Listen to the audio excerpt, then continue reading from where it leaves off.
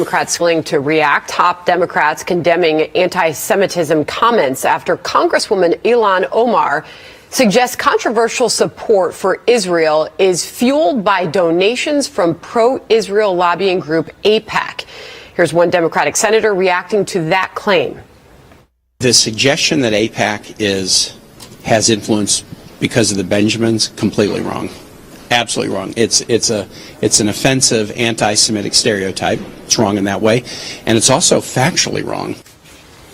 Let's bring in Dr. Zuhdi Jasser, president of the American Islamic Forum for Democracy. Dr. Jasser, appreciate your time this morning. Perhaps this is a learning opportunity. You just heard Tim Kaine there, a Democrat, obviously speaking out very strongly against the comments from the Congresswoman. First, just your reaction this morning as we continue to watch Democrats deal with this situation here.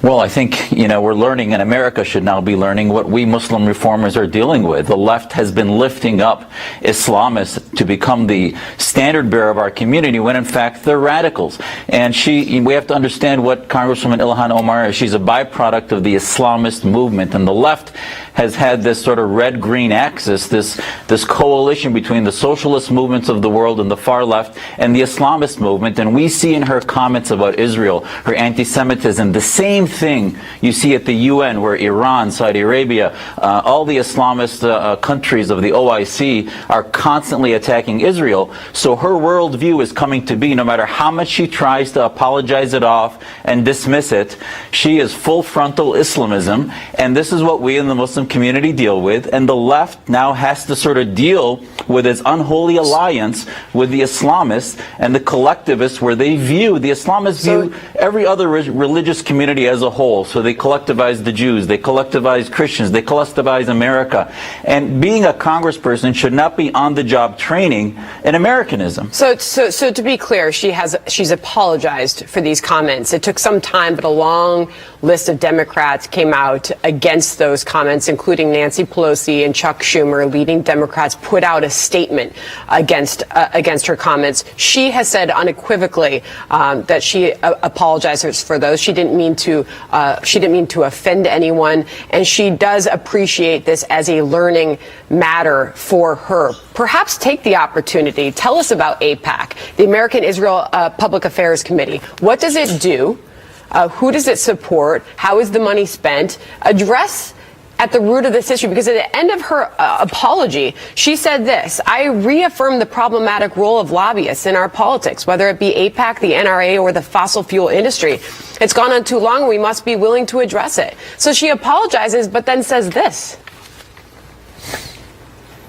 Well, Sandra, the obvious thing for me as a Muslim reformer is, where are her comments about the Turkish lobby that's all Islamist, or the Saudi lobby, or the Iranian lobby that got the Iran deal through with the Obama administration? She's ignorant of that, and yet wants to criticize 90% of the American public that's pro-Israel. So if the American Congress is so pro-Israel, maybe it's a manifestation of the American voters and their wishes, rather than simply being so negative about lobbyists, which is so currently the mantra of the left. So I think it really gives her a pass, and it's a bigotry of low expectations not to hold her accountable to the ideologies which really would expose whether she's truly honest.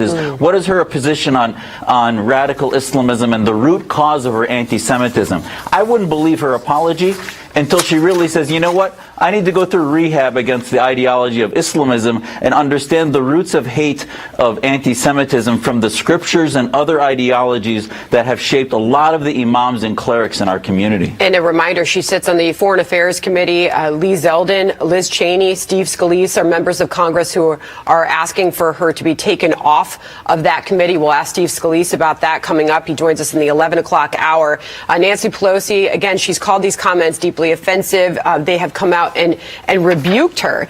The Wall Street Journal put out a piece, the editorial board, titled "The Education of Ilhan Omar," talking about Democratic leaders rebuking their anti-Israel freshman colleague. And they write this: Democrats risk losing moderates as well as part of their base if these sentiments begin to define their party's view of Israel in the public mind.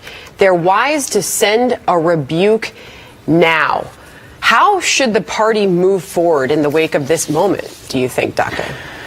Well, I think this is a teaching moment to say that, you know what, the Muslim community and who they choose to become the standard bearers can have an impact on how they're perceived by the normal Muslims in our community that are not Islamists, that are not anti-Israel, that like 90% of the American population are pro-Israel and believe it's a secular democracy, the only real democracy in the Middle East that is the closest ally of the United States. So that is what the Democrats should look at. Does Ilhan Omar represent the majority of Muslims and other minority groups that they claim to be such a defender of, or does it marginalize reformists and secular Muslims, feminists and gay rights activists that are supposedly part of their left wing of their party, and yet they're alienating by lifting up radicals who have a worldview like the OIC, the Islamic cooperation countries, rather than the mainstream American Muslim and mainstream American viewpoints in Congress. Yeah, the Wall Street Journal piece, really interesting. It gives kudos to House Democratic leaders who slapped down one of their own, as it writes, for her ugly comments. It goes on to talk about the rebuke from party leaders, especially important because the anti-Israel sentiment is growing on the left. It actually uses numbers to back that up. 79% of Republicans sympathize more with Israel than the Palestinians, according to a Pew survey from last year. The split among Democrats is interesting. 27% for Israel, 25% for the Palestinians. Final thoughts from you this morning as this story continues, Dr. Jasser. Yeah, that education, as far as the left is concerned, this didn't just come up this week from Ilhan Omar's issues. Remember, the anti-Semitism came out of the Women's March, as we saw that falling apart because of their allegiance with Farrakhan and the Nation of Islam, and they couldn't separate themselves from that, and also the far-left socialist collectivism, if you will. So this has been a brewing global impact that we're seeing now with the anti-Semitism that they're going to have to deal with and realize, are they going to talk to mainstream America, or are they going to talk to simply the radical left? So is it fair to say you don't think her apology was enough? Not at all. There's no realism in it. It was simply a forced statement. And just look at what will come next out of her. I'm sure it'll again reveal itself to her Islamist worldview over the next few weeks. All right, Dr. Zuhdi Jasser, thank you. We appreciate your time this morning and your thoughts on the issue. Thank you.